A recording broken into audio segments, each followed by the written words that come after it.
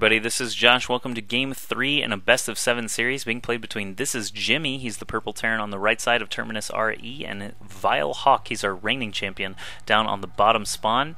He's currently got a 2-0 lead against ThisIsJimmy. He is our reigning champion after defeating Reign Perfect last week, 4-3. Let's see if he's going to continue this domination here on Terminus. This is a map that he actually won against Perfect last week, so I think he likes it. I think he likes this map. We'll see what Jimmy's got in store for him, though. And we did host Terminus RE because that's what it says in the thread, so notice there is no destructible rock here leading to the third. It is a little bit older edition of the map, but that's what I put in the thread, so that's what we're going to stick with. I don't like to change things up on our players. Jimmy actually pointed out for Game 2 that I made the incorrect map version, so just making sure everything is consistent. Jimmy is going to go ahead and put a supply depot up at the top of his ramp. Gonna probably finish that wall off completely. Doesn't look like he wants to go Expo first or anything crazy like that. Command Center first. I have seen it a couple times here on Terminus, but in sort of ridiculous Korean situations. Hawk has not dropped a hatchery or spawning pool just yet. I imagine we'll see something here once he reaches 15 supply. Just a matter of whether he wants to save up for that hatch or go for the spawning pool first, and it looks like the hatchery is going to be the first building of the day, sending out another drone right behind it to go ahead and get started scouting. That Overlord did check the left side spawn first, didn't find anything just yet, so I imagine this drone is going to head off to the right side. Hatch first here. In Game 1, we saw it followed by a spawning pool. In Game 2, we saw it followed by an extractor. It looks like an extractor is going to be what we see this time around in Game 3. Must have liked that strategy. Drone from Vile.Hawk scouting the right side. Going to find Jimmy. Easy peasy. Jimmy back at home only has his one refinery. He's doing the very standard Terran build so far, getting a tech lab up now, so he is a fan of that Reaper. Let's see if he is actually able to make use of it this time. The first 2 games did not go Jimmy's way with that Reaper. He lost his initial Reaper, SCV, and bunker combination both times due to a little bit of unluck. Bad luck, unluck, that's right. So Jimmy probably going to be lingering here with this SCV. Yep, there he goes, already staying there, and Hawk already knows this is coming, so he's going to go ahead and pull 2 drones. He can actually kill that bunker off, so forces a cancel. That drone just mineral walked right back through the SCV, not even going to try to kill it off or anything, as long as he can prevent that bunker. Jimmy does have his Reaper still on the way, though, not going to cancel that. And we'll see what it's able to do without a bunker, without any SCV support. There's still one SCV chilling here in the middle of the map. I don't even know if Jimmy realizes it. There he goes, starting to move it back in, and you see that silhouette of the bunker, that wireframe. Let's see if he's actually able to get it up. Vile.Hawk does see this out of the corner of his vision. He's going to go ahead and pull all his drones. Might as well go back into the main, because you're not fully saturated at the main. This is just lost mining time, unless you're going to use it to help defend. And the fact that Hawk has already held this off twice in a row makes me think he'll be just fine doing it this time as well. He is actually able to get us around on that SCV. The Reaper jumps down on the low ground. The Lings are actually going to have to make some decisions here, whether they're going to chase this Reaper or chase the SCV, which only has 30 HP. The Reaper does have a kill this time, at least. At least Jimmy can, have that. And the second game it managed to get 0 kills, but now the Queen is out from the natural. This actually could be interesting. I don't think the SCV is going to be able to finish the bunker just because the Queen is here and the number of Lings is still increasing. We see 2 more in the production tab. A 3rd Reaper is going to be here soon, though, and I just don't know what Jimmy's going to be able to accomplish with this other than tying up Hawk in the early game. Both players actually committing a lot to this offense and defense so far. And 6 more Lings in the production tab. It looks like the bunker is actually going to fall now that the second Queen has come down from the main. Only 100 HP remain on this bunker. Reaper number 3 is here. They can actually power down a Queen pretty quickly, even though they are not light units. They do take quite a bit of damage from 3 Reapers at a time. They just have a fast rate of fire is really all it is. Transfusion goes down on Queen number 2. The bunker does finish, but it's going to be killed off incredibly quickly by those Queens, and now these Lings with speed are going to finish off everything else. Those Reapers didn't have any chance of escaping, and Hawk has to be feeling good once again. Didn't actually lose too much. 5 Zerg units compared to 5 Terran units. Look at that resource cost difference, and now Hawk is going to come in for the counterattack. There's only 1 Reaper here to be able to defend for Jimmy, but there's nothing at the natural. That wall off is complete, so the Lings are not going to be able to do anything. All he's going to do is try and be super annoying here, see what's behind the wall off, and that's pretty much it. He's gonna have to bounce away. What else do we got going on in Hawkville? We have the lair about halfway done. Gas number 2. Yes, gas number 2 and 3 coming up this time. Last time he went straight up for 4. He's also getting that third hatch, which means a macro hatch could be following shortly behind. Hawk is a big fan of getting tons and tons of units out, and it's working for him so far. Can't say anything against it. Jimmy looks like he is going to go for that same build. Actually, this time he's going for 5 racks and a single factory with tanks instead of 4, so that's actually very interesting. He does have his second orbital already done. He's already dropping the mule. Now he's going to head over to the natural. I wonder again if he's going to try and do a wall off here. It doesn't look like it though, so Jimmy pretty confident not walling off that natural is kind of interesting to me. And this actually could be bad for Jimmy because Vile.Hawk is so good at massing those Mutalisks. You can see the Spire and the Baneling nest coming up now in that production tab. Mutalisks can be very, very difficult to deal with when they're coming from a hatchery that's like 20 yards away. They'll just come right over into this main mineral line. I was just going to say Jimmy should probably start building a couple of turrets now in expectancy. Just drop turrets everywhere, expecting those Mutalisks to show up sooner than later. Supply depot wall getting started now. That's kind of interesting. A couple of Banelings can bash through a supply depot wall pretty easily. Back over here, third base up, queen already out. Doesn't look like the creep spread. I mean, the creep spread's doing good so far, but it doesn't seem to be like a priority for him this time. And of course, Jimmy can just scan and kill off so many creep tumors. It can be very difficult to justify dropping all those creep tumors. It doesn't really matter. It's just APM decisions really at this point. You could be spamming, clicking somewhere, or dropping more creep tumors. Spire goes up, sprouts up out of the ground like that. Actually, out of a drone, I suppose. Sprouts up out of that drone. We've got 3 bases up and running. The harvester count is 57 to 41 right now. Jimmy may want to think about taking that third base already. As long as he can keep up this marine and tank production, he should be in a decent defensive position until this first wave of Mutalisks arrives. We have 7 mutas. 7 mutas. Here we go.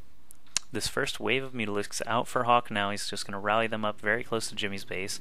Probably going to take out the supply depot for free, but that would tip off Jimmy that a big pack of Mutalisks is about to show up. It looks like he's going to bounce into the main, trying to find a sweet spot, but definitely doesn't want to get surrounded by those Marines and those turrets, so he's going to bounce back over to Jimmy's sort of 4th base option here. Still spreading that creep. That's a good move by Hawk. Command Center number 3 is coming up for Jimmy, so at least he is trying to expand before it's too late in Crossfire. We saw him trying to take that 3rd base when it was way, way too late, but this time it looks like he's ahead of the game. Hawk is going to take this 4th base. Did he get that macro hatch? There it is. He likes to get up on that 3rd base, build the macro hatch, and then work from there. Evolution Chamber getting +1 melee attacks. These mutas still just flying around, not really doing a whole lot. Lings checking all over the map to make sure Jimmy hasn't stolen any expansions. Baneling Nest, Centrifugal Hook's going to be done here in just a moment. I'm surprised he hasn't started the +1 flyer attacks. He's done that the first 2 consecutive games. Probably just a matter of time. Yep, there we go. Flyer attacks as we're looking at it. Burrow also about to be done here in just a moment. We've seen some really good Baneling Burrow bombs, Baneling landmines, I guess you could say. We've seen some really, really good ones out of Hawk in the first 2 games. Check this out. His wall off is so awkward that the Marines don't really have a great spot to actually defend against these Mutalisks. They could actually find a sweet spot here and hit like this depot or this depot without too much problem. Kind of interesting, but Hawk is still just checking things out. He's got 5 hatcheries up now total. That's so much larva that he should actually never have gas or minerals. He should just be spending it like crazy. Look at this set of Banelings. Okay, if Jimmy goes 3 games in a row dying to Baneling landmines, that would be very, very bad for him. But it's always fun to see. Let me remember where those are. Okay, they're in the choke just outside of his natural. He has to walk through there basically. I actually probably would have put them a little closer to the right. We'll see though. That's just kind of how the pathing appears to work.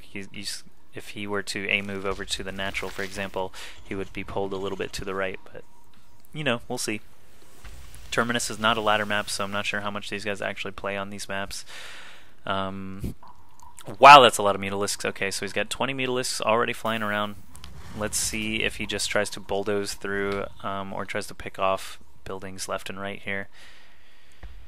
What is this? This is a huge mess of Lings and Banelings. Is there a drop going on? I know I saw a medevac from Jimmy, but I don't know where it actually ended up. Did he end up killing that off? I don't see it anywhere. Jimmy did drop a scan just now. There's the medevac. Oh my god, and it is discovered by this pack of Mutalisks. One Marine dropped at a time. Of course, they're not going to be able to kill off any of those Mutalisks, and now the medevac is running for its life. Sorry, little medevac pilot, you are not long for this world.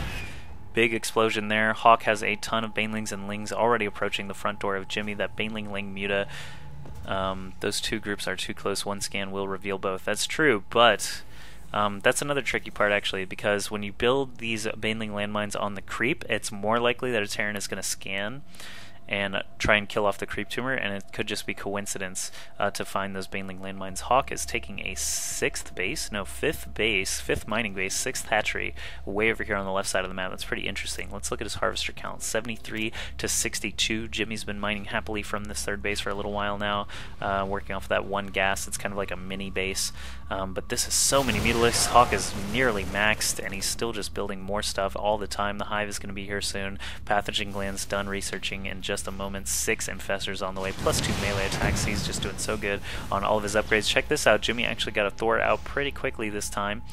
No upgrades on those bad boys just yet. Plus 1 weapons here for the Marines. They do have their stim pack and combat shields. No Marauders in ZVT. It's just kind of how it goes. You just don't see them. Vikings may be a good choice. I don't know actually. The Thor and the Marine on the ground is good, but the Baneling Ling combination can deal with them pretty quickly. So it's always kind of a toss-up whether you want to start churning out those Vikings or not when you see a giant Mutalisk count. This drop taking place at the third looks like it is going to be shut down super fast. At least Jimmy's going to be able to kill a queen and some drones. There's that one fungal. So really all he needs, and the Lings come in and clean up the rest. So Hawk sitting on a nearly maxed army. Actually, both players at 191 supply. That's kind of interesting. Hawk actually had the advantage for a long time, but now Jimmy seems to be doing just fine himself. 4 Corruptors coming up and a Greater Spire in production. Adrenal Glands, plus 3 melee attacks already. Is that plus 3? I can't. Yes, it is plus 3, of course. Purple is plus 2. Plus 3 weapons for Terran infantry also coming along here, and mech weapons level 1.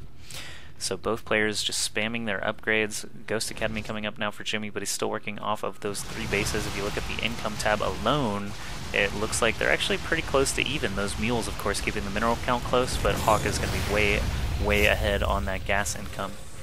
If only mules could harvest gas. Better get on that, Blizzard. But Hawk actually has 4,000 minerals, 1,000 gas. He's already maxed. Really all he can do is roll upgrades. And here come the Baneling landmines. Oh my goodness, the scan catches the 3 on the bottom and not the 3 on the top, so he actually still doesn't know about it. Hawk, if he just tabs back over there, he's going to try and use these Mutalisks. It doesn't look like he found a good... Oh my goodness, please. Oh man, so many Marines. Jimmy's down to 172 supply now. He was just at 199. Oh, this is another thing you can do when you have 4,000 minerals and max supply. You can build 1,000,000 spine crawlers. Jimmy already on the move now, though. He's got 1-0 upgrades on his mech. 2-1 here. Oh my goodness, I can't believe that just happened. 2-1 upgrades on the Marines. Tanks getting fungal growth all over the place. Spine crawlers getting blasted down now by these siege tanks. So the Broodlords actually going to be the big players here. Now 4 Broodlords already spawned, and these Broodlings are just so hard for a tank Marine composition to deal with. Look at these huge fungals and the Broodlords. This is the Zerg siege push, as I like to call it. Thor's starting to do some damage now, but they just don't kill Broodlords like they kill Mutalisk, and the magic box over the top of those Thor is going to reduce that splash. Baneling's just crashing into those Marines. The supply is now 158 to 114. Hawk is so close over to Jimmy's base that he can just start attacking with those Broodlords into the main. Broodlings will go crazy. Siege tanks will be splashing them. That was just an amazing battle. This series is actually really fun to watch. Both players have been making mistakes, I'm not going to lie, but just these Baneling landmines, these Broodlord Infestor versus Marine tank battles, everything has been very amusing so far. 2 Vikings in the air, and that's kind of the toss-up there. You build those Vikings and then you're prone to Corruptors and Mutas when you're trying to take out the Broodlords. So Thors are good, but they just don't have the range and the damage necessary to deal with these Broodlords. You're going to have to bring in the Marines, and then the risk is siege tank blasts against those Broodlings. So Jimmy's in a very, very, very tough position right now. More Broodlords morphing in the back. One does get picked off by these stimmable Marines with their 3-1 upgrades. Last Viking in the sky, going to finish off that second Broodlord Cocoon. Too bad, so sad for Hawk. He's at 162 supplies, actually gas blocked. He blew through that gas. Look at that. 2 more Broodlords morphing, 3 Infestors on the way. And Flyer Carapace level 1. Really, he's getting air armor. That is one of the last upgrades you see typically for Zerg players. 1 Infestor is going to be a hero here. He could just burrow. He could burrow, run in and do ninja fungals, or even spit an infested Terran egg onto these Marines, and all 4 siege tanks would blast those Marines. That would just be... You know what, Hawk? I would pay to see that right now. If you ran over here and dropped an infested Terran egg on this Marine, and then all the siege tanks blasted and killed the Marines, that would be super cool. But he doesn't even need to, because he's got Broodlords and Neural Parasite, excuse me, on the way for those Infestors. Weapons level 2, armor level 3 coming along for Jimmy. He's also getting high-sec auto-tracking for his turrets. He's getting the turret upgrade. That's insane. So this game is actually progressing in a very, very fun way.